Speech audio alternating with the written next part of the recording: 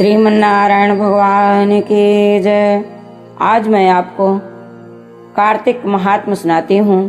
कार्तिक में व्रत करने का, उपवास करने का, स्नान करने का क्या फल है, यह सुने।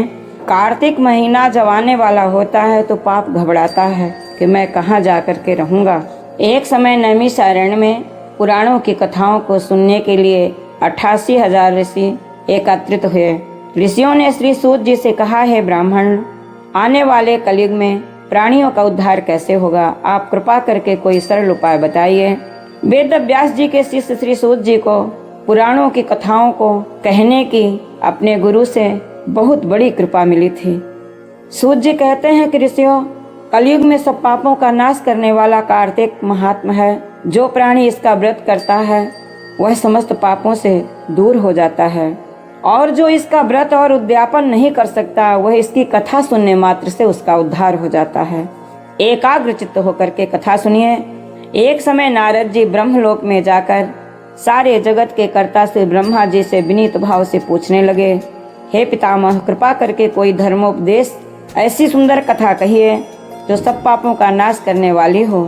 तब ब्रह्मा जी कहने लगे, हे पुत्र, भगवान के चरणों में तुम्हारी ऐसी प्रीति देखकर मैं तुमसे कार्तिक मास का महात्म्य सुनाता हूँ, जिसके सुनने मात्र से मनुष्य के सब पाप नाश हो जाते हैं और वह वैकुंठ का अधिकारी हो जाता है।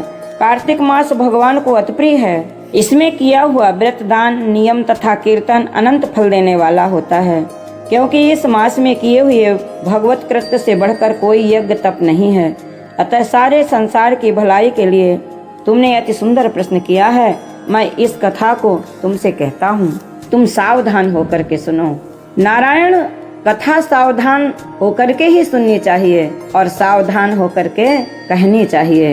व्रती मनुष्य ब्रह्म मुहूर्त में उठकर नित्य कर्मों से निवृत्त होकर काले तिल, चंदन, चावल, फूल या कुसा लेकर तालाब, कुंड, नदी या संगम तथा किसी तीर्थ स्नान में जाकर भगवान से प्रार्थना करे कि हे भगवान, आपकी और श्री लक्ष्मी जी की प्रसन्नता के लिए मैं कार्तिक मास में स्नान करूंगी या करूंगा।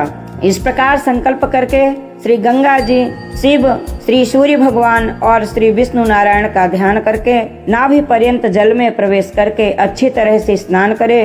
फिर जल से बाहर आकर देवता, ऋषि और पितरों का तर्पण करे।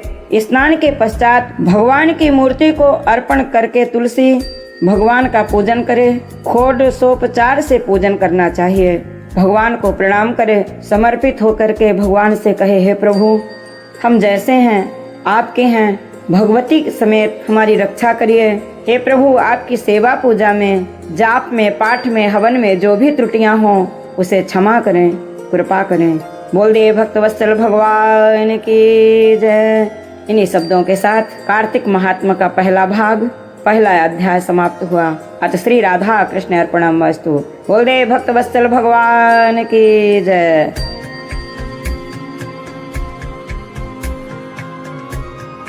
श्री